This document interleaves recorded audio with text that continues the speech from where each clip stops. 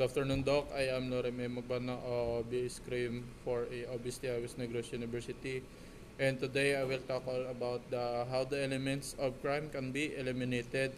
But first, I will talk all about the element of crime and how to eliminate it. So first is in general, a crime of consists of four elements: a mental state, conduct, concurrence, and causation. Crimes are defined by statutes, which are laws passed by legislators. Statutes set forth the specific element of each crime. Not all crimes are the same as the statutes. Dictates which element constitute a given crime. So example is the mens rea. So mens rea is the guilty mental state. The mental state elements, also known as the mens rea, refers to the state of mind which the defendant possessed at the time of crime was committed. And next is the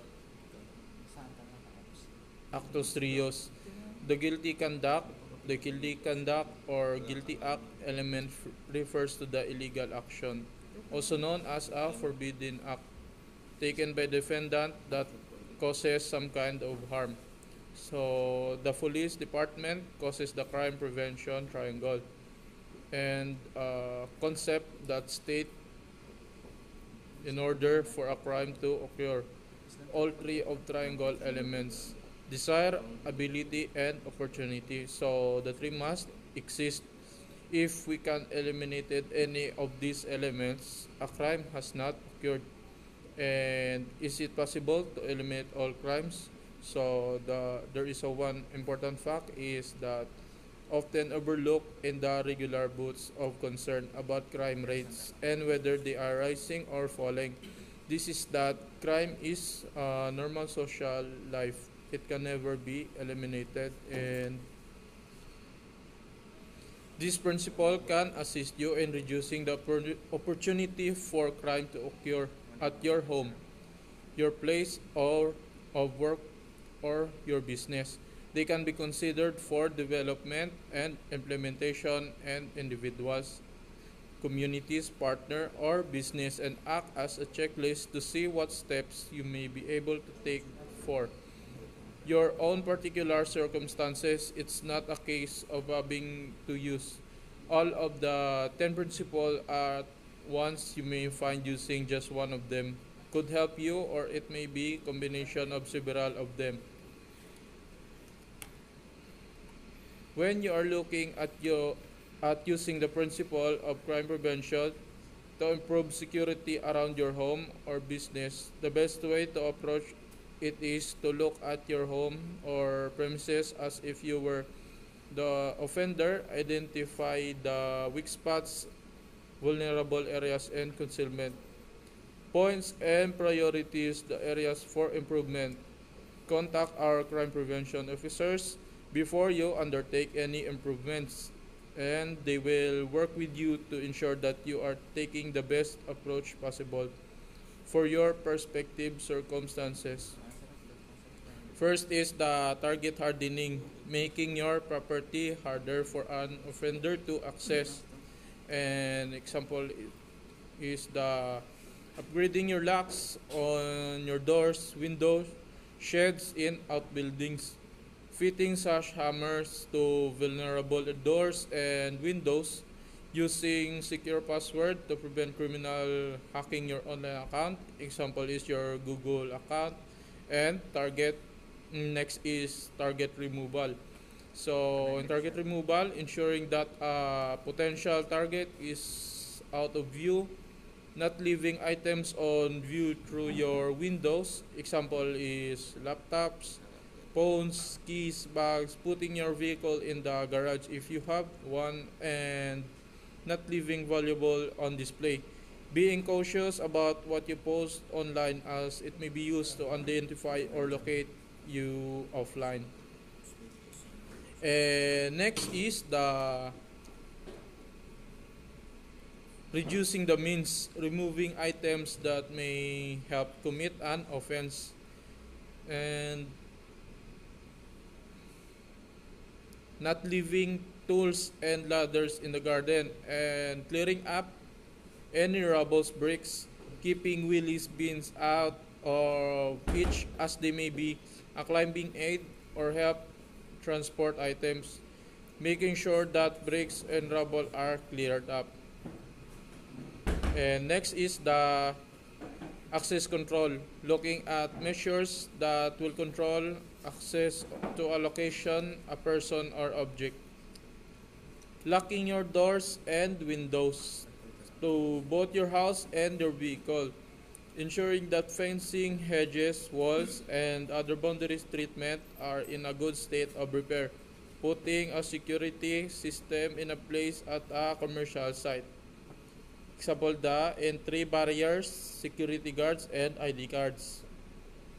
And next is the surveillance. Improving your surveillance around homes, businesses, or public place to deter a criminal.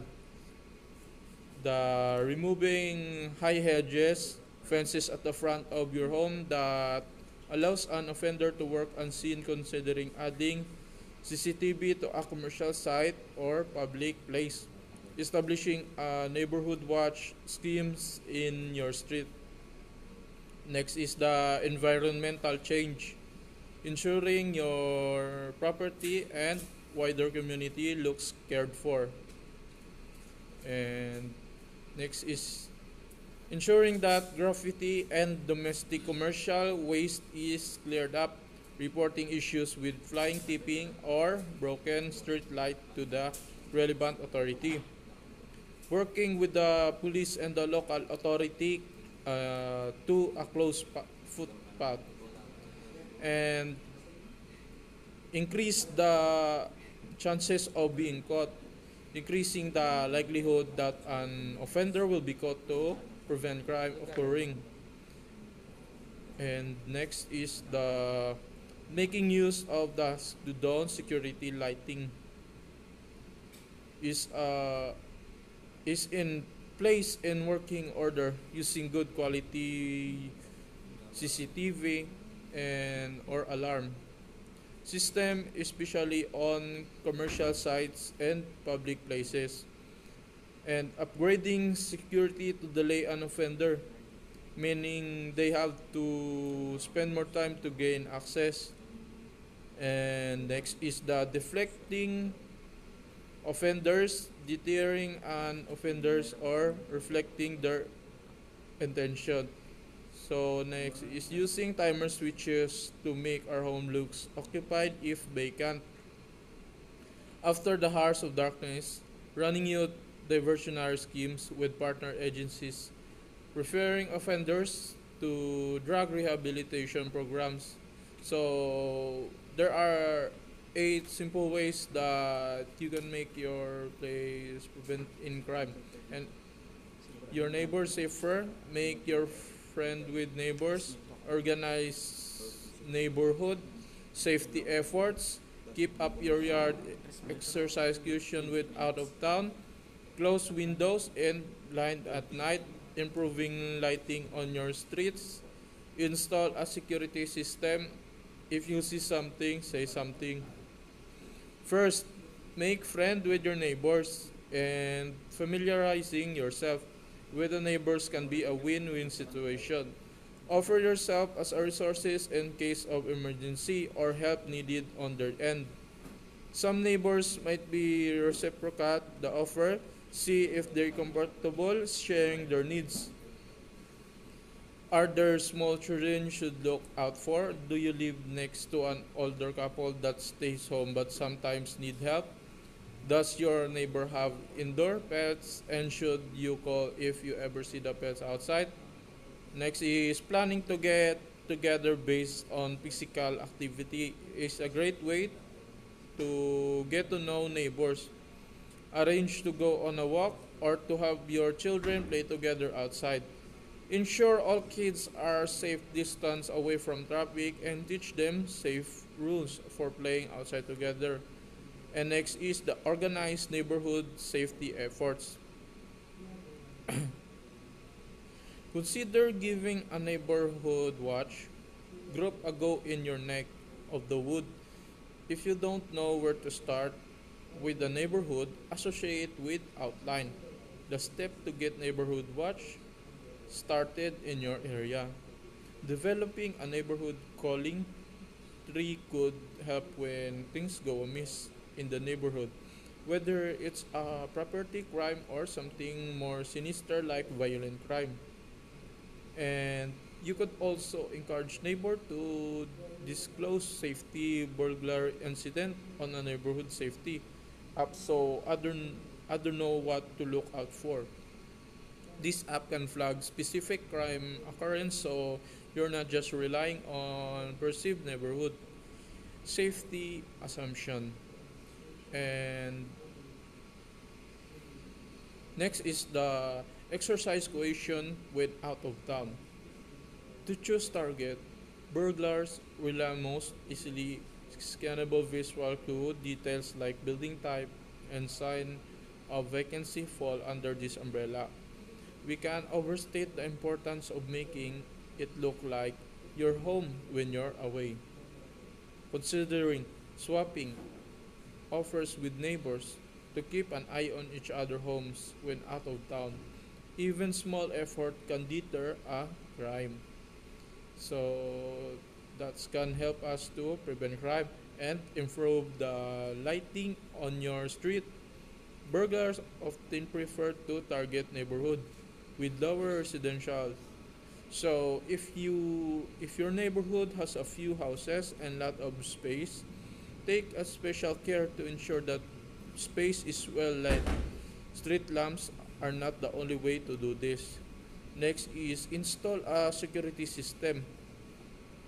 Overall, one of the surest options for crime prevention in your neighborhood is to get a home security system and use it properly. We can regularly update our list of 10 best homes and security are your best bets. So next is if you see something, say something. It's not just for airports being diligent in your neighborhood. And speaking up when you see something out of the place help everyone on the block. Criminal justice expert and Safewise says neighborhood working together can make a big difference, especially with crimes like theft. He also recommends filing a police report even though odds of recovering swipe of the porch are low. So these are all my report docs. Thank you, Doc.